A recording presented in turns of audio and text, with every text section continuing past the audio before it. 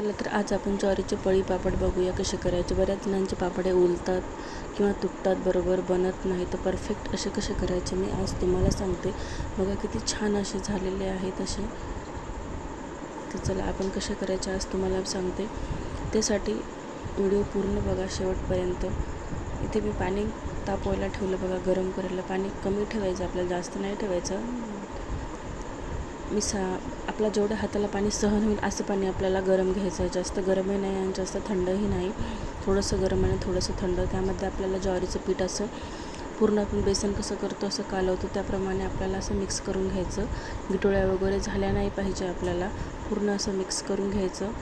पुन्हा आपल्या गिटोळ्या होतात, त्यामुळे आपल्याला असं व्यवस्थित मिक्स करून घ्यायचं आहे. अशाप्रमाणे बघा मी दाखवते त्याप्रमाणे अशीच कन्सिस्टन्सी ठेवायची. जास्त पातळही नाही आणि जास्त घट्टही नाही, मिडियम आकाराची. बघा अशा प्रकारे मी दाखवत आहे तुम्हाला, व्हिडिओ दाखवत आहे त्याप्रमाणे अशा प्रकारचं आपल्याला ह्याची कन्सिस्टन्सी ठेवायची आहे.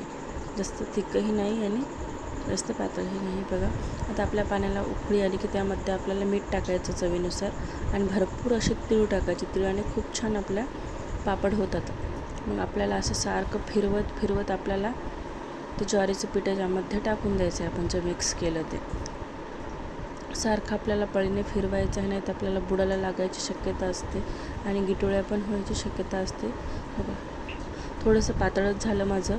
तुम्ही जास्त पाणी ठेवू नका, उगं थोडंसंच पाणी ठेवा, कारण की आपण अगोदरच करून टाकत आहे ना. बघा आपला किती छान असा शिजलेला आहे 10 ते 15 मिनटामध्ये चीक असा. बघा असे बबल्स यायले की आपला चीक शिजला असं आपण समजून घ्यायचं आहे. बघा तर हे 2 ते 3 मिनटं आपण राहू देऊ.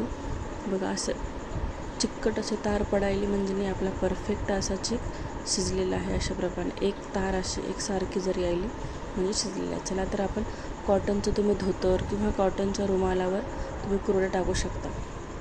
आजकाल पॉलिथिनवर पण टाकायला ते मार्केटमध्ये मिळाली, पण त्याला तेल लावावं लागते आणि वर्षभर ठेवायचं म्हटलं ना, तेलाने धम्मक असा वास येतो.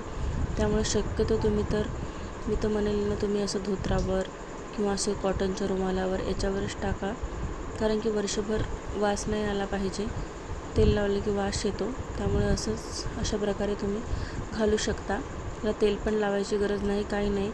पाण्यामध्ये थोडा वेळ धुवून ओलं करून टाकू शकता.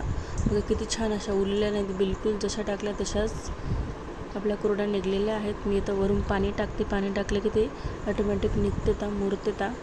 बघा थोडंसं 2 मिनटं ठेवावं लागेल पाणी टाकून. पाणी टाकलेलं आहे मी आता, 2 मिनटं झालेले आहेत. बघा किती छान ऑटोमॅटिक निघालेले आहेत. बघा लगेच किती छान असे झालेले आहेत, परफेक्ट. खूप सोपी रेसिपी आहे. व्यवस्थित मीठ आपल्याला टाकावं लागतं एकदम आदन आल्यावर, बरोबर खळखळ, बाकी काही नाही. आणि चीक व्यवस्थित शिजू द्यावं लागते. कच्चा शीक असला की कुरड्या व्यवस्थित येत नाहीत, पूर्ण तुटून जातात. व्हिडिओ आवडला असेल तर लाईक, शेअर, सबस्क्राईब, कमेंट करा. असेच तुम्हाला नवीन रेसिपी बघायला मिळतील. बघा किती छान आपले ज्वारीचे पळी पापड झालेले आहेत. व्हिडिओ आवडला असेल तर लाईक, शेअर करा. परफेक्ट असे झालेले आहेत. बघा अशा प्रकारे तुम्ही भरपूर तीळ घाला, खूप छान लागते.